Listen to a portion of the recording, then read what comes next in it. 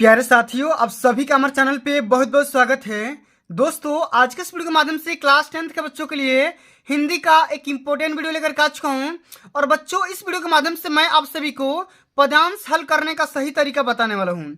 दोस्तों, ये जो टॉपिक है बोर्ड के पेपर में हर साल पूछा जाता है और ये बोर्ड के पेपर में 6 नंबर में टॉपिक हमेशा आता है। तो दोस्तों, इस वीडियो के माध्यम से मैं आप सभी का पूरा का पूरा नंबर क्लियर करने वाला हूं और इस वीडियो के माध्यम से मैं आप सभी को यही बताने वाला हूं कि पदांश हल कैसे करें, पदांश हल करने का सही तरीका क्या होता है। साथ ही दोस्तों, मैं आप सभी को यही बताने वाला हूं कि बोर्ड परीक्षा 2024 में पदांश हल करते समय कौन कौन सी गलतियां ना करें, क्योंकि बच्चे बोर्ड में पहली बार पेपर देने जाते हैं और जाने अनजाने गलतियां कर बैठते हैं। ठीक है, तो दोस्तों इस वीडियो को ध्यान से देख लेना, अंत तक जरूर देखना, वीडियो को लाइक कर देना, शेयर कर देना, अगर चैनल पर नए हो सब्सक्राइब कर देना।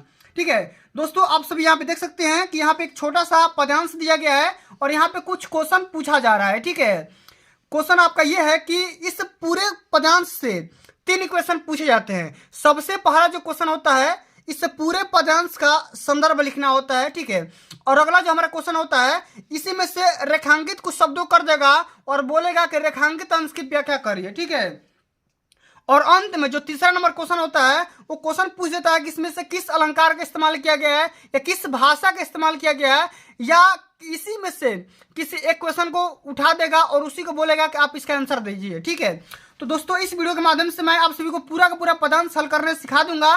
पूरा ध्यान से देख लेना, अंत तक जरूर देखना। ठीक है, तो आइए सबसे पहले हम एक बार पदांश को पढ़ते हैं और पढ़ करके हल करेंगे। ठीक है, यहाँ पे पदांश लिखा गया है कि मानुष हो तो वही रस खानी, बसो ब्रज गोकुल गांव के ग्वारन, जो पशु हो तो कहाँ बस मेरो, चरो नित नंद की धेनु मझारन, पाहन हो तो वही गिरी को, जो धरियो कर छत्र पुरंदर धारन, जो खग हो तो बसेरा करो, मिली कालिंदी कुल कदम की डारन। ठीक है, यहाँ पे एक रसखान के द्वारा लिखी गई एक छोटा सा पदांश है और इसी पदांश को हल करना है। ठीक है, और हल इस प्रकार करेंगे कि बोर्ड में हमारा एक भी नंबर ना कटेगा। ठीक है, तो सबसे पहले दोस्तों यहाँ पे समझिएगा कि यहाँ पे जो सबसे पहला जो क्वेश्चन होता है संदर्भ लिखने का होता है। ठीक है, तो संदर्भ लिखने का जो तरीका होता है, बेसिक तरीका, वो बताने वाला हूँ। ठीक है, सबसे पहले क्या करना आप सभी को, यहाँ पे प्रश्नोत्तर संख्या डालना है और डालने के बाद ठीक है यहाँ पे लिखेंगे कि मानुष हो तो वही रस खानी। तो यहाँ से 2-3 शब्द को उठाएंगे और अंत से 2-3 शब्द को उठाएंगे और एक छोटा सा यहाँ पे लाइन लिख देंगे कि मानुष हो तो डैश डैश डैश, यहाँ पे कदम की डारन तक। ठीक है, यहाँ पे बता देंगे एग्जामिनर को कि भैया हम इसी वाले पदांश को हल कर रहे हैं और यहाँ से लेकर के यहाँ तक के शब्दों को हम यहाँ पे संदर्भ, प्रसंग और व्याख्या भी करेंगे। ठीक है, तो सबसे पहले यहाँ पे आप सभी को संदर्भ लिखना होता है और संदर्भ लिखने का 2 तरीका होता है। ठीक है, कई बार हमने आप सभी को बता रखा है कि संदर्भ किस तरीके से लिख सकते हैं। तो सबसे पहला जो तरीका होता है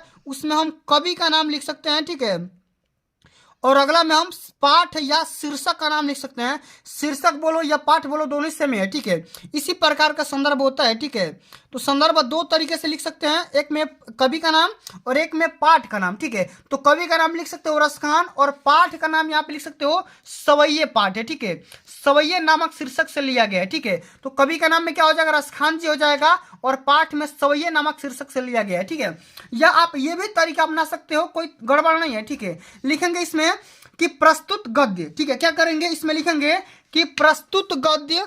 ठीक है, कवि रसखान द्वारा रचित सुजान रसखान से हमारी पाठ्य पुस्तक हिंदी के काव्य खंड में संकलित सवैये नामक शीर्षक से लिया गया है। आप ये भी तरीका अपना सकते हो, कोई गलत नहीं है। ठीक है, और सेकंड में लिखेंगे प्रसंग। इस पद में रसखान ने पुनर्जन्म में विश्वास व्यक्त किया हुआ है और अगले जन्म में श्री कृष्ण के समीप ही रहने की कामना की है। ठीक है, जो कवि रसखान है, ठीक है, बोल रहे हैं कि वो पुनर्जन्म यानी कि दोबारा जन्म पे ज्यादा भरोसा कर रहे हैं और ये बोल रहे हैं कि अगर हमारा अगला जन्म भी होगा तो हम श्री कृष्ण के पास ही रहेंगे। ठीक है, चलिए अब एक एक लाइन का यहाँ पे आप सभी को क्या करना है, व्याख्या करना है। ठीक है, क्या करना है, यहाँ पे व्याख्या करना है। तो आइए सबसे जो यहाँ पे पहली पंक्ति लिखी गई है, यहाँ पे देख सकते हो कितनी मैं कड़ी मेहनत के साथ आपको वीडियो बना रहा हूँ और प्रोवाइड कर रहा हूँ। तो आपका भी एक दायित्व बनता है, इस वीडियो को ज्यादा से ज्यादा लाइक करना है और प्यार से शेयर भी करना है। ठीक है, लाइक करना, शेयर करना है। यहाँ पे देखो, मानुष हो तो वही रस खानी। अच्छा, यहां से लेकर के यहां तक इसका अर्थ क्या होगा, सबसे पहले समझिएगा कि कबीर रसखान जी कहते हैं कि हे भगवान, मैं मृत्यु के बाद भी अगले जन्म में मनुष्य बनूं, तो मेरी इच्छा है कि मैं ब्रज भूमि में गोकुल के ग्वालों के मध्य निवास करूं। ठीक है, बसो ब्रज गोकुल गांव के ग्वारन। देखो माने मानुष हो तो वही रसखानी। रसखान जी बोल रहे हैं कि हे भगवान, अगर मेरा अगर दोबारा जन्म भी होगा ना, तो मेरे को यहाँ पे वही रहना है। कहाँ पे? गोकुल में। ठीक है, अगला क्वेश्चन यहाँ पे, अगला लाइन यहाँ पे लिखा गया है कि जो पशु हो तो कहाँ बस मेरो, चरो नित नंद की धेनु मझारन। यहाँ पे देखो, यदि मैं पशु योनि में जन्म लूं जिसमें मेरा कोई वश नहीं है, ठीक है, पशु का जन्म लेने पर मेरा कोई वश नहीं है, फिर भी मेरी इच्छा है कि मैं नंद के गायों के बीच विचरण करूं। ठीक है, यहाँ पे देखो लिखा गया है ना कि चरो नित नंद की धेनु मझारन। अगला यहाँ पे लाइन लिखा गया कि पाहन हो, ठीक है, तो वही गिरी को जो धरियो कर छत्र पुरंदर धारण। ठीक है, अगला यहाँ पे लाइन लिखा गया है कि यदि मैं पत्थर बनूं, पाहन मतलब होता है पत्थर। ठीक है, अगर मैं पत्थर बनूं तो मेरी यही इच्छा है कि उसी गोवर्धन पर्वत बनूं, ठीक है, जिसे इंद्र का घमंड चूर करने के लिए अपने उंगलियों पर धारण किया था। ठीक है, जो खग हो तो बसेरो करूं, मिल कालिंदी कुल कदम की डारन। आगे यहाँ पे लिखा गया है कि यदि मुझे पक्षी योनि में जन्म लेना पड़े, ठीक है, अगर मुझे पक्षी योनि में, ठीक है, या पक्षी प्रजाति में अगर जन्म लेना पड़े, तो भी मेरी यही इच्छा है कि मैं यमुना नदी के किनारे स्थित कदम वृक्ष पर निवास करूं या वहीं पे रहूं। ठीक है, ये आप सभी का यहाँ पे पूरे यहाँ पे A to Z हो गया व्याख्या, यानी कि हिंदी में इसका अर्थ हो गया। और यहाँ पे कभी कभी बोल देता है काव्यगत सौंदर्य करने का। ठीक है, तो यहाँ पे लिखेंगे कि रसखान कवि जी कृष्ण के प्रति असीम भक्ति को प्रदर्शित किया गया है और किए हैं। ठीक है, और वह अगले जन्म में भी श्री कृष्ण के समीप रहना चाहते हैं। ठीक है, कौन? तो रसखान जी। और इसमें भाषा, इसमें ब्रज भाषा का इस्तेमाल किया गया है और यहाँ पे शैली मुक्तक है। ठीक है, और इसमें शांत एवं भक्ति रस का इस्तेमाल किया गया है।